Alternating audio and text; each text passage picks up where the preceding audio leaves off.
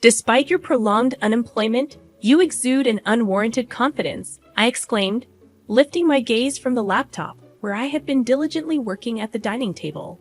A sharp pang shot through my neck, causing me to cry out in pain, as I turned around to find my mocking mother-in-law brandishing a hair iron. I recalled seeing her preparing to go out in the washroom earlier. Now, she was pressing the hot iron against my skin. So even a parasite like you feels the heat, she sneered. I was just testing how thick-skinned you are. You're utterly useless, yet you live such a luxurious life. But I do work hard, I protested, feeling the burn against my neck.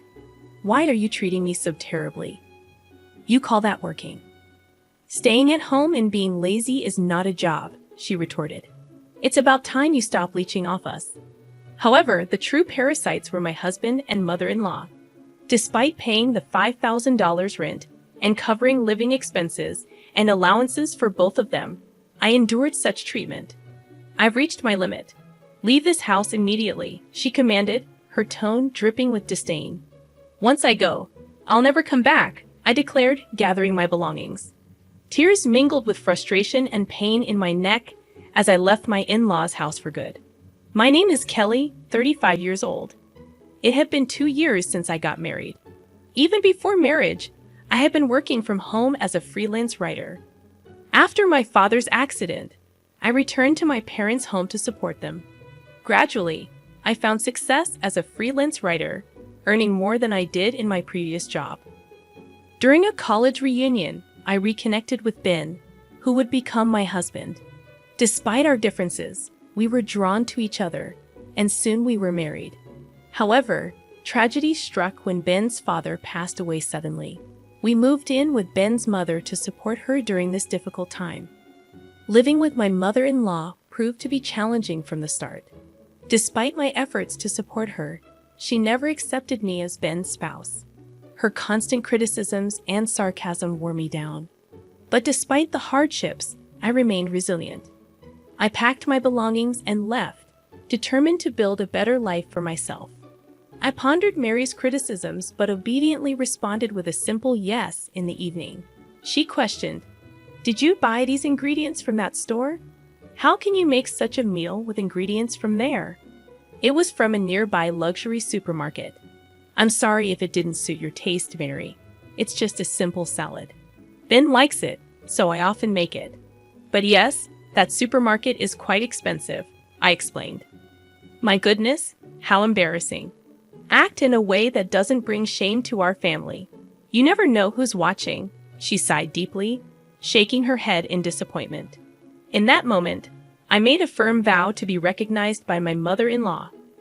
From grooming to cooking skills, I worked hard every day. However, her critical eyes never softened. Initially, I took her sarcasm and cold words lightly, but they gradually began to feel crushing. I felt invalidated and powerless. I wanted to confide in Ben, but our life together had changed. We used to enjoy our time as a couple daily, but since moving in, our opportunities to see each other had decreased. "Sorry, I've been really busy with work lately," he said tiredly. Hearing this, I felt unable to speak my mind. But being human, I have my limits. I felt the need to share my stress with Ben. "Hey, I have something to discuss," I began. "Oh, I actually have something to talk to you about too. I quit my job 3 months ago." "What? Quit? What do you mean?" I exclaimed. "Don't worry. I've already started another job. Remember the select shop I always wanted to open? I finally launched it. I'm co-managing it with Senior Eric," he revealed. "You never mentioned any of this before," I responded, surprised. Senior Eric, a widely respected figure in our university circle, was admired for his leadership and charisma. He had successfully developed and sold a game app in college and started a startup with friends, showcasing his talents. Ben, in his usual gentle tone but looking slightly guilty, said, "I didn't want to worry you or Mom. I'll work harder from now on. Will you support me?" I was moved by his words yet hesitant. "I'll support you, but about the rent for this house, can you cover all of it?" Ben looked at me earnestly and pleaded, "Please, Kelly. This has always been my dream. It's taking longer than expected to turn a profit. That's why I want to invest more in advertising. I'll definitely get this business on track before we leave here. I need your help to do that." Moved by his passion and earnestness, I couldn't refuse. I could afford the rent with my income, and fortunately, we had some savings. More importantly, I had never forgotten the day I chose to marry him, sharing and empathizing with his dreams and passion. "If you say so, I understand, but only until the lease on this rental ends.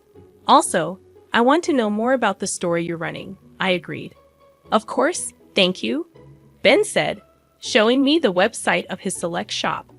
I was impressed by its charm. "Is there anything I can help with?" I offered, but Ben firmly declined. "I want you to focus on your work, and please don't tell my mother about this. I don't want to worry her," he requested. Necessarily, with this new development, thoughts of my mother-in-law completely left my mind. I was eager to support Ben's business, but the monthly expenses I had to cover kept increasing gradually. Managing the entire household budget, financially aiding my husband, and even providing an allowance to my mother-in-law became solely my responsibility. My only hope was for the rental contract to end quickly. "Kelly, could you put off your computer work for a bit and do some cleaning? Since you're staying here, you should be more proactive with the household chores," my mother-in-law instructed. I hurriedly replied, "Oh, I'm sorry, Mother. I'll start as soon as I finish this job." "This is your job. Enough excuses. Get it done quickly."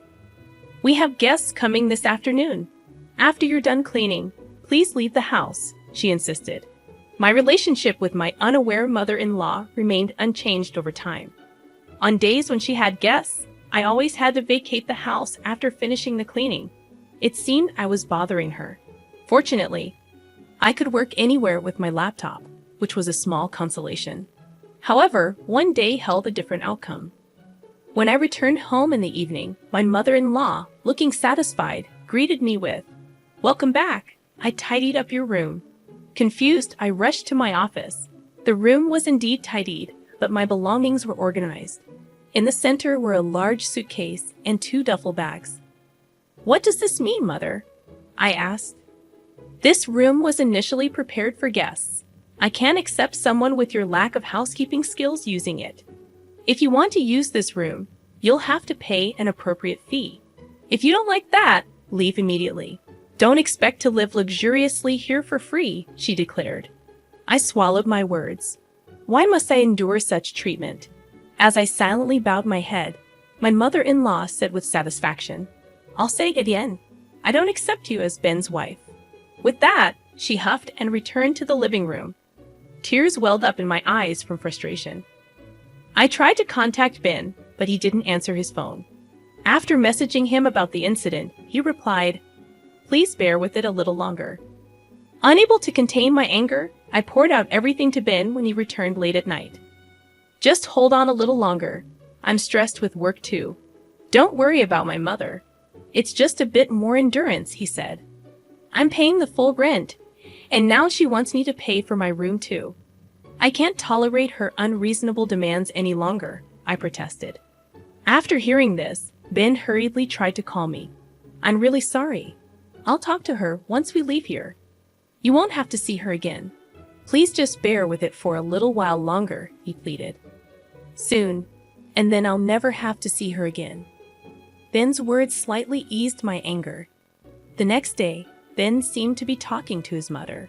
Before he left, we had breakfast together, but there were no usual sarcastic remarks from my mother-in-law.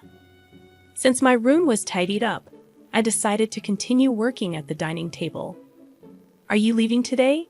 My mother-in-law's words made me look up from my computer. Instantly, I felt a sharp pain in my neck.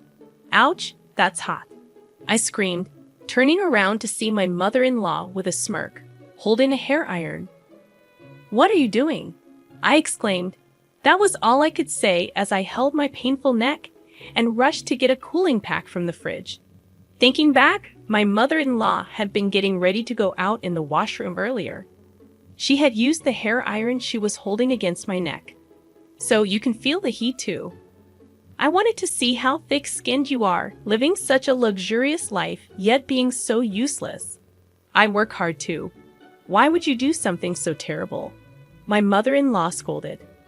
Working? You're just using your at-home job as an excuse to slack off. Nothing but an unemployed person. It's about time you consider our situation and become independent, she added. In reality, I was the one bearing the rent and living expenses, yet I couldn't understand. I couldn't comprehend why I was being treated this way. Before I knew it, I found myself glaring at her. What's with that look?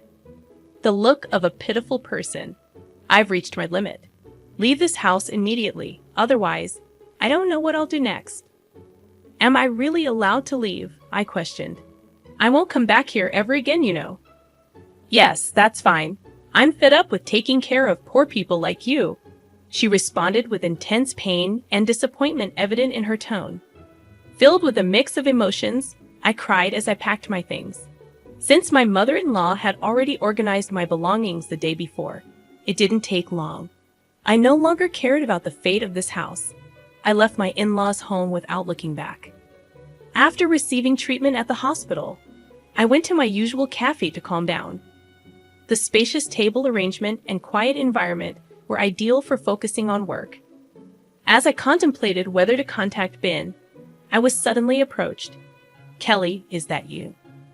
To my surprise, it was Senior Eric. It's been a while. How's Ben doing, Senior Eric? Long time no see. Ben is in your care. I heard you were the co-owner, he remarked. I apologized for not greeting him earlier, explaining that I only helped with the website design at Ben's request. However, Senior Eric was taken aback, saying, Co-owner? What do you mean? I just helped with the website design on Ben's request. I was shocked, he lied. Then Senior Eric mentioned, I heard you were the sponsor. This revelation surprised me.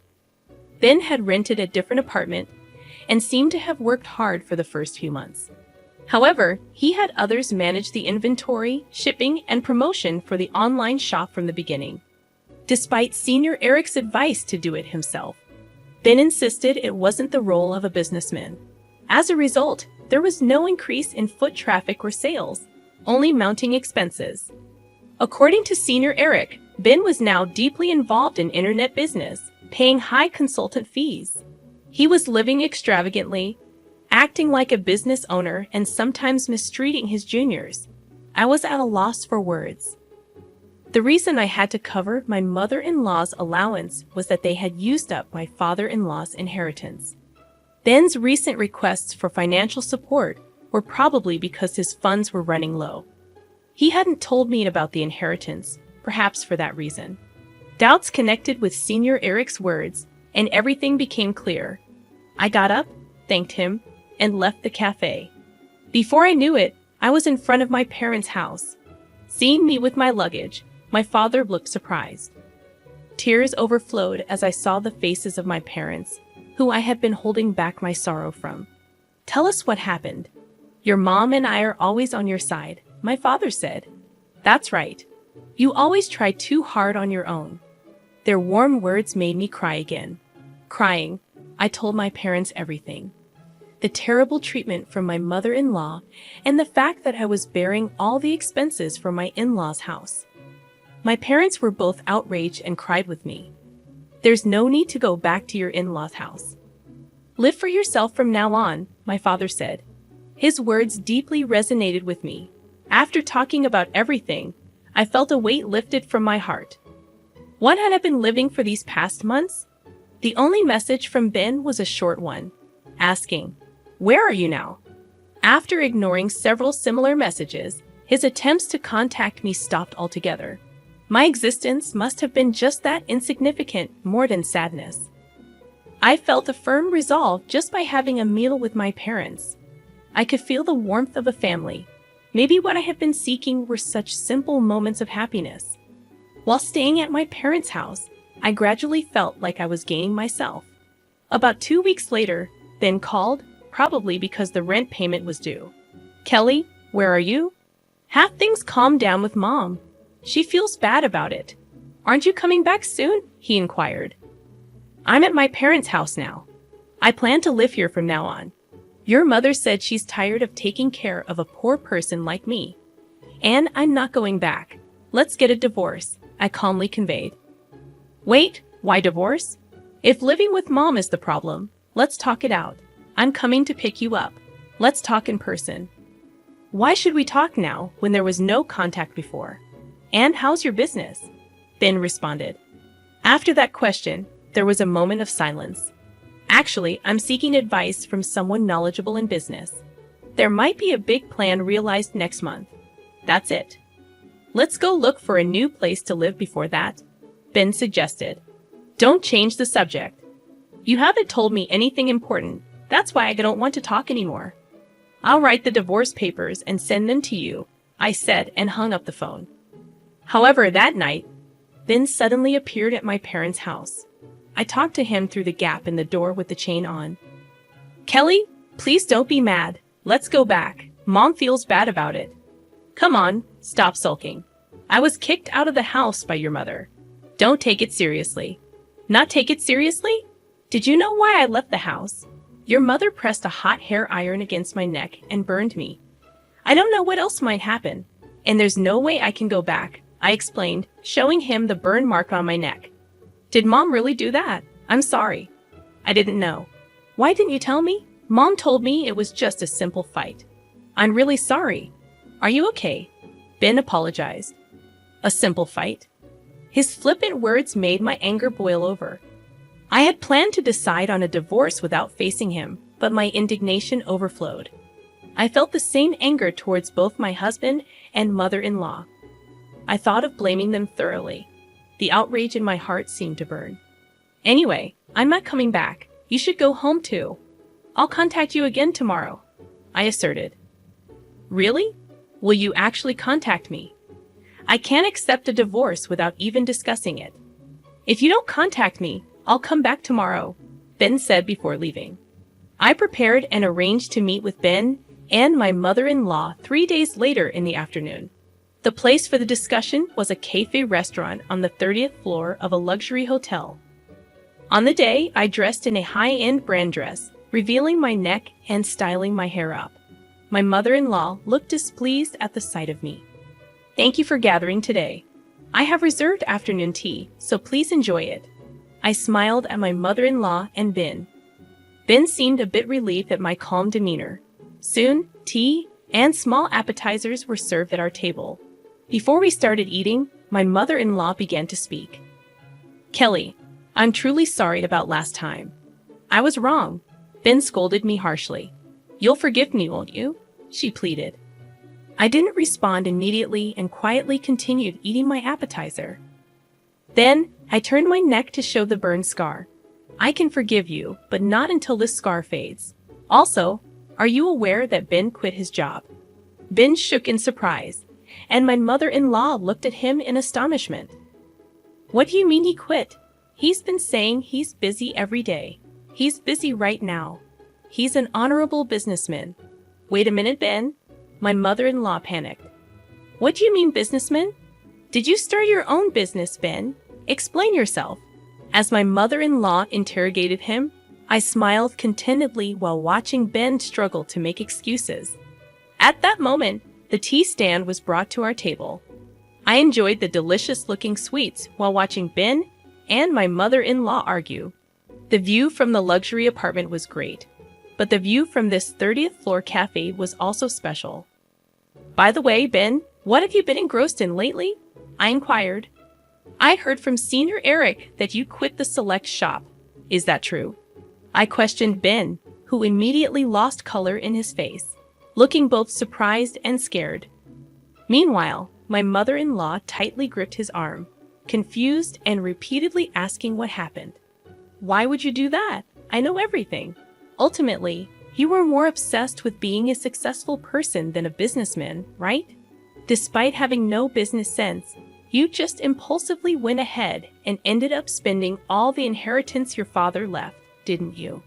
I confronted Ben, while my mother-in-law's voice filled with suspicion and anger. Yes, exactly. Ben has used up all your inheritance as well, right? So, Our household finances are completely depleted because of Ben, I explained, causing my mother-in-law to sink back into the sofa in shock and despair. I have been covering all the expenses for the house. Even the allowance you thought Ben was giving you came from my wallet. In addition to that, I've been paying for Ben's expenses while he's been gallivanting around as a businessman, I disclosed, watching their reactions carefully. Don't worry, Mom. With Kelly's income, we'll manage, Ben attempted to reassure her. But I wasn't having any of it. Don't joke. I heard you're getting into another business. We're already at the bottom, spending money and just playing around. Stop it now, I asserted firmly, feeling the weight of the situation pressing down on us. As the cafe fell silent, I finished the tea left in my cup in one gulp and declared, I can no longer take care of you two, who are now penniless. You will need to take care of next week's rent payment. And regarding the divorce, let's proceed firmly through a lawyer. Ben pleaded tearfully. I don't want a divorce. Please don't do this. But my mind was already made up. My mother-in-law's face trembled with paleness as she begged for my help. You said before that you didn't accept me as family, didn't you, Mary? As compensation for the burn, I would like you to start with this payment. I hope you still have this allowance, I stated firmly, leaving the two of them in the hotel. Ben remained silent, ultimately saying nothing. Looking up at the high-rise floors from the ground, I hoped they felt the sensation of being cast down from heaven to earth, marking the end of my revenge. Afterward, we got divorced.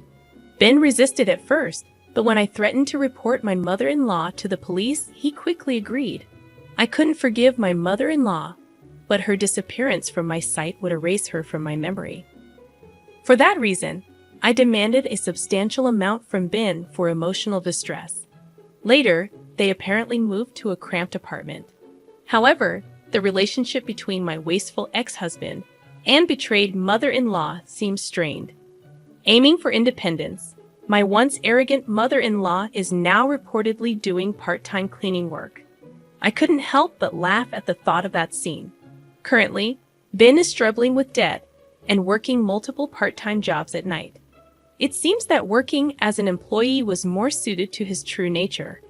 The active personality of Ben that I once found attractive was, from another angle, just impulsive and shallow foolishness.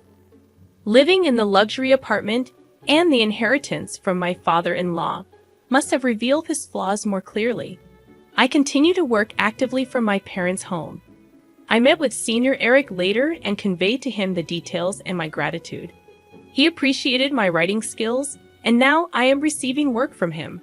For the time being, I plan to focus on living for myself with my parents.